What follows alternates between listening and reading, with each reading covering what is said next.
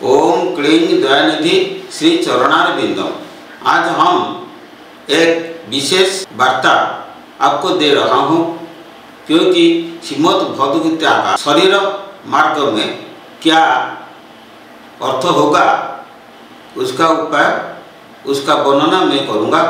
क्योंकि श्रीमद् भगवद गीता योग शास्त्र का मौलिक अर्थ है। अभी हम श्रीमद् भगवद गीता का पिछला इतिहास मनन करता हूँ।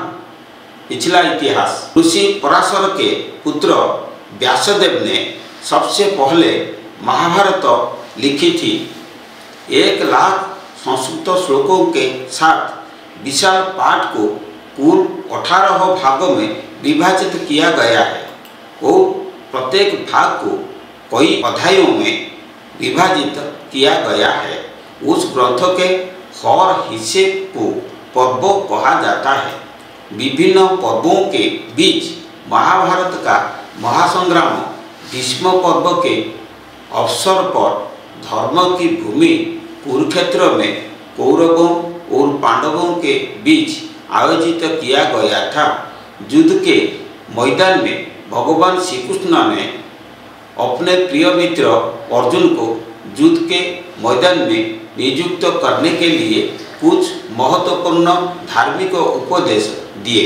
इसका नाम श्रीमद् भगवद गीता है। कुरु वंश के पूर्व इतिहास को ध्यान में रखते हुए ज्ञात होता है कि राजा शांतनु की 2 रानियाँ थी। पहली रानी स्वर्ग की देवी गंगा थी, जिसके गर्भ से महान शक्तिशाली और अलंघनीय बच्चा भीष्म का जन्म हुआ। गंगा की वापसी के बाद उन्होंने राजा दास की बेटी सत्यवती को पवेली की रक्षा के लिए अपनी दूसरी पत्नी के रूप में स्वीकार किया। सत्यवती के गर्भ से 2 पुत्रों चित्रांगदा और विचित्रवीर्य को जन्म देने के बाद शांतनु का निधन हो गया। फलतः भीष्म ने उन दोनों पुत्रों के विवाह का बीड़ा उठा लिया। शादी के बाद उनके बच्चे पैदा होने से पहले ही उनका निधन हो गया। फलतः माता सत्यवती राजगद्दी को बचाने के लिए चिंतित हो गई और भीष्म से विवाह कर वंश को बचाने के लिए कहा।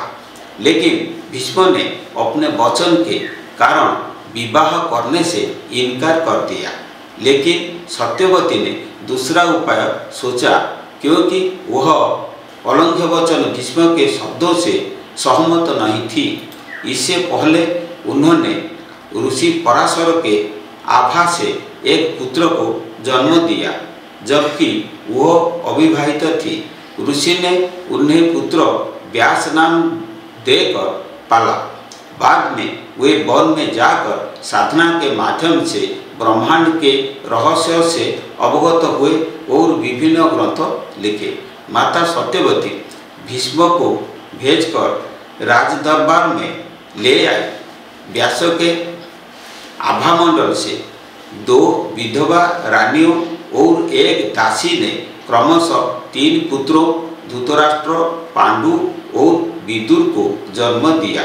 भीष्म ने माना कि उनमें से कोई भी सही सिंहासन के लिए योग्य नहीं था, क्योंकि धृतराष्ट्र अंधे थे, पांडु बहुत भयभीत पुत्र थे और विदुर एक गुलाम के पुत्र थे।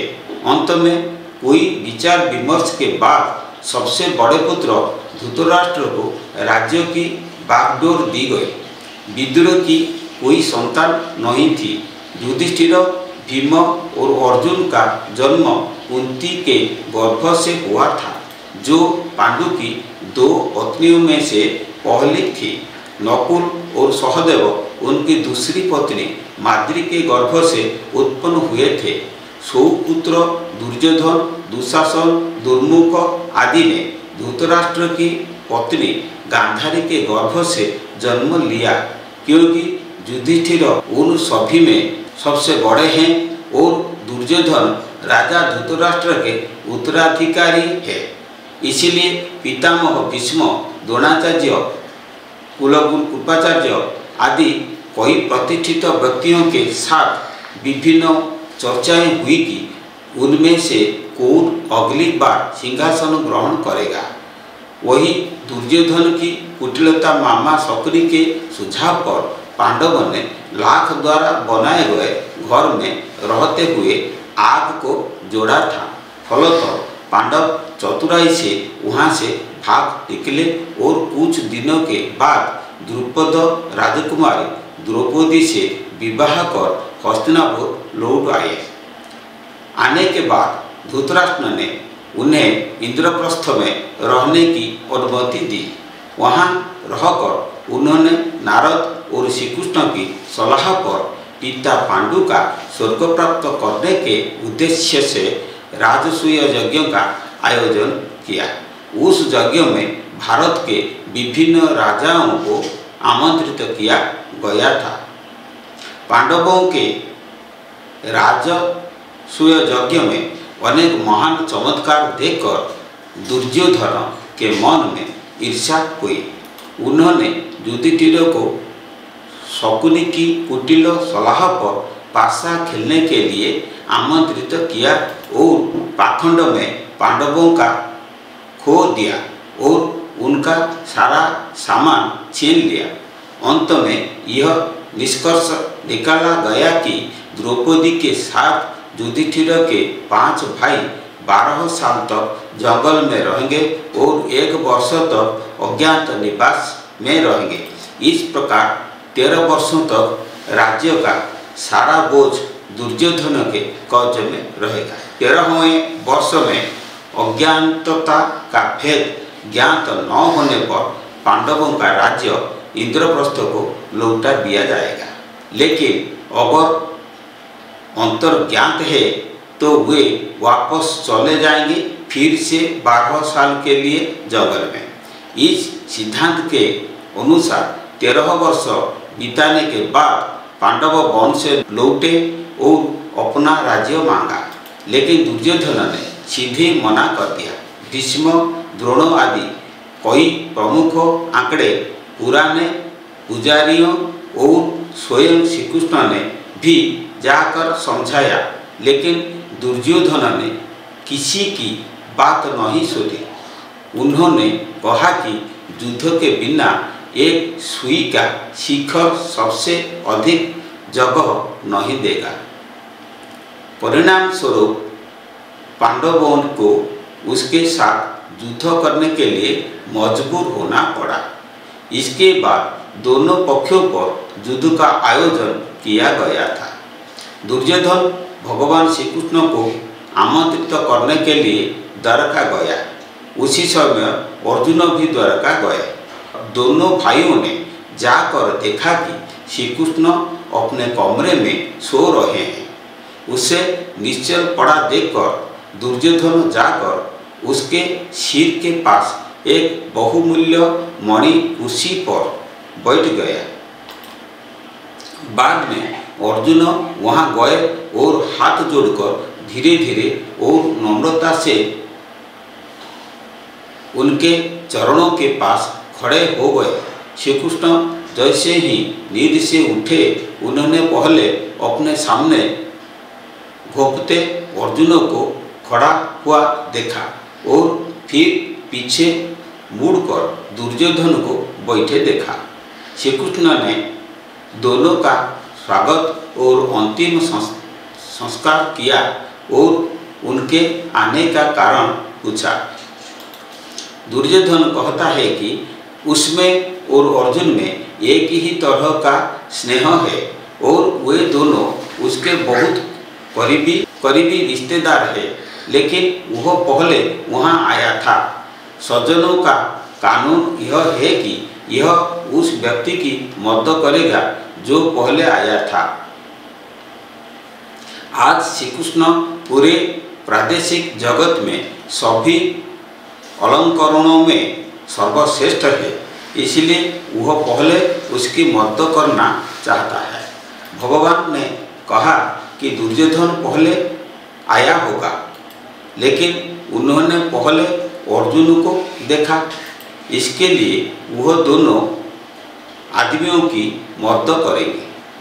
शास्त्रों के अनुसार सबसे पहले लड़के की मनोकामना पूरी होती है, क्योंकि अर्जुन दुर्योधन से छोटा है, इसलिए अर्जुन की इच्छा पहले पूरी होनी चाहिए। वह दो तरह की मदद करेगा, एक तो उसके पास बहुत मजबूत नारायण सेना होगी और दूसरी तरफ वह अकेला होगा और अकेले नहीं लड़ने की इच्छा रखेगा। वह हथियार नहीं लगाता। अब धर्म विधान में अर्जुन की इच्छा पूरी होनी चाहिए।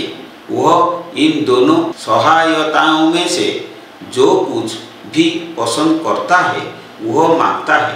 अर्जुन शत्रुनाशन नारायण श्री कृष्ण को अपनी सहायता देना चाहता था। दुर्योधन तब अपनी नारायण सेना लेकर आया और खुशी खुशी उसे घर लिया और हस्तिना लौट आया। तब भक्त स्नेही भगवान श्री कृष्ण अर्जुन की इच्छा के अनुसार अपने रथ में सारथी बनकर रहे और युद्ध के आरंभ में उन्होंने धर्मभूमि कुरुक्षेत्र में गीता के दिव्य वचनों का पाठ किया और युद्ध करने की सलाह दी।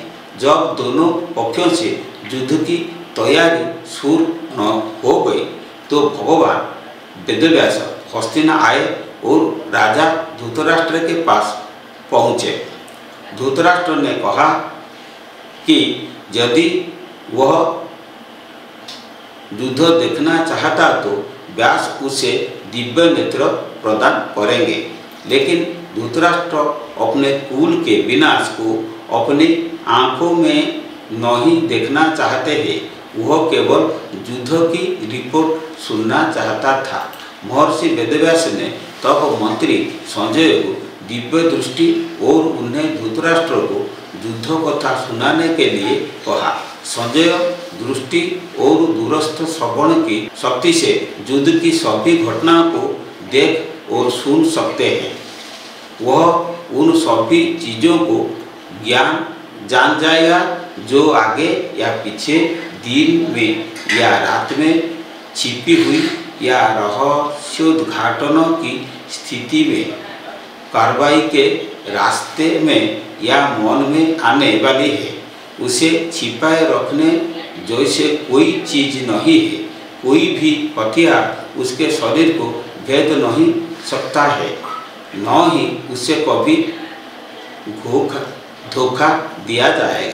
ओम क्लीं वंदे दयानिधि श्री चरणारविंदम। पहले अखिल ज्योति को सब्सक्राइब करें, परम स्वीट दिल प्राप्त करें। ग्राहक बन जाओ अखिल ज्योति, हृदय में मिल जाएगा अनंत प्रीति। ओम क्लीं दयानिधि श्री चरणारविंदम।